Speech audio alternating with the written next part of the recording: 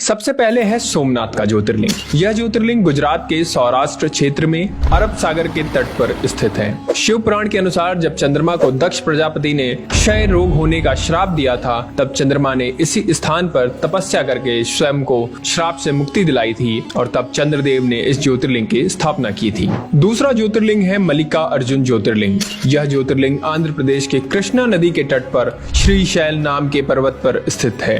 इस ज्योतिर्लिंग का महत्व भगवान शिव के कैलाश पर्वत के समान माना जाता है, क्योंकि कैलाश पर्वत पर जाना श्रद्धालुओं के लिए अत्यंत मुश्किल है, इसलिए इस ज्योतिर्लिंग का महत्व और बढ़ जाता है। और अब बात करते हैं तीसरे ज्योतिर्लिंग की। इस ज्योतिर्लिंग का नाम है महाकालेश्वर ज्योतिर्लिंग। यह प्रसिद्ध ज्योतिर्लिंग मध्य प्रदेश के उज्जैन में शिप्रा नदी के किनारे स्थित है। इस ज्योतिर्लिंग की विशेषता है कि यह एकमात्र दक्षिण मुखी ज्योतिर्लिंग है। मान्यता है कि यहाँ पर पूजा अर्चना करने से उम्र बढ़ जाती है और सभी प्रकार के संकट टल जाते हैं। चौथा ज्योतिर्लिंग है ओमकारेश्वर ज्योतिर्लिंग। यह ज्योतिर्लिंग मध्य प्रदेश के प्रसिद्ध शहर इंदौर के पास स्थित है। जिस स्थान पर ज्योतिर्लिंग है उस स्थान पर नर्मदा नदी बहती है और यह नदी चारों ओर बहती है, जिसमें यहाँ ओम का आकार बनता है, इसलिए इसे ओमकारेश्वर के नाम से जाना जाता है। मान्यता है कि तीर्थयात्री सभी तीर्थों से जल लाकर ओमकारेश्वर में अर्पित करते हैं और तभी उनके सारे तीर्थ पूरे माने जाते हैं। पांचवा है केदारनाथ ज्योतिर्लिंग।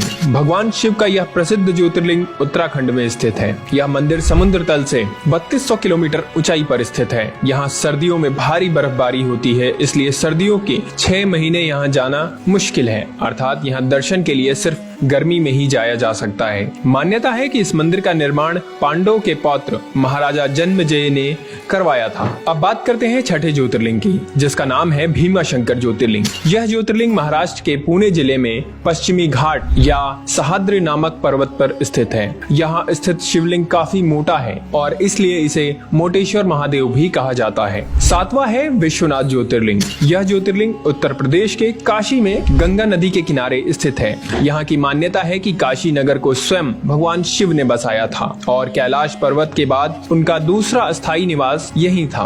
कहा यह भी जाता है कि काशी भगवान शिव के त्रिशूल पर टिका हुआ है और माना जाता है कि जिस जगह ज्योतिर्लिंग स्थित है वो जगह कभी भी लुप्त नहीं होती और सदियों से वैसी की वैसी स्थापित है। कहते हैं जो भक्त इस शहर में आकर भगवान शिव की पूजा करते हैं उन्हें हर तरह के पाप से मुक्ति मिल जाती है। आठवां ज्योतिर्लिंग है त्र्यंबकेश्वर ज्योतिर्लिंग। यह ज्योतिर्लिंग गोदावरी नदी के किनारे महाराष्ट्र राज्य के नासिक जिले में स्थित है। कहा जाता है कि गौतम ऋषि और गोदावरी नदी के बुलाने पर भगवान शिव को इस ज्योतिर्लिंग में आकर बसना पड़ा था। इस ज्योतिर्लिंग की सबसे खास बात यह है कि यहाँ ब्रह्मा, विष्णु और महेश तीनों ही विराजित हैं, जबकि अन्य सभी ज्योतिर्लिंग में केवल भगवान शिव ही विराजित हैं। अब बात करते हैं 9वें ज्योतिर्लिंग की, जिसका नाम है वैद्यनाथ ज्योतिर्लिंग। यह ज्योतिर्लिंग झारखंड राज्य के देवघर में विराजमान है। मान्यता है कि इसे लंकापति रावण ने स्थापित किया था। दरअसल इस शिवलिंग को रावण ने अपने 9 सिरों की भेंट चढ़ाकर भगवान शिव से वरदान मांगा था। 10वां ज्योतिर्लिंग है नागेश्वर ज्योतिर्लिंग। यह ज्योतिर्लिंग गुजरात के बडोदरा क्षेत्र में गोमती द्वारका के पास स्थित है।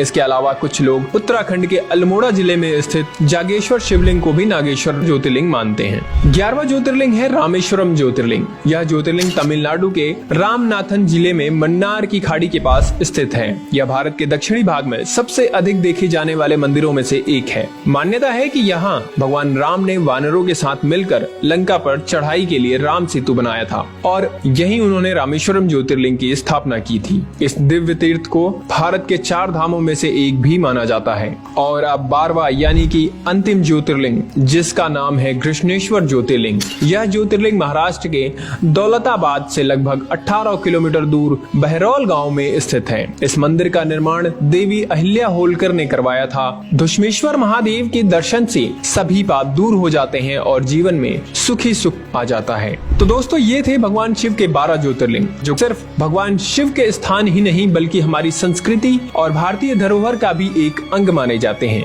इसलिए अगर आपको वीडियो अच्छी लगी हो तो हमारे चैनल को सब्सक्राइब करें और हमारे फेसबुक पेज को फॉलो करना ना भूलें। वीडियो को लाइक करें और इसे शेयर करें, क्योंकि हम आपके लिए इसी तरह के और भी वीडियोस लाते रहेंगे। तो मिलते हैं आपसे अगली वीडियो में, तब तक के लिए हर हर महादेव।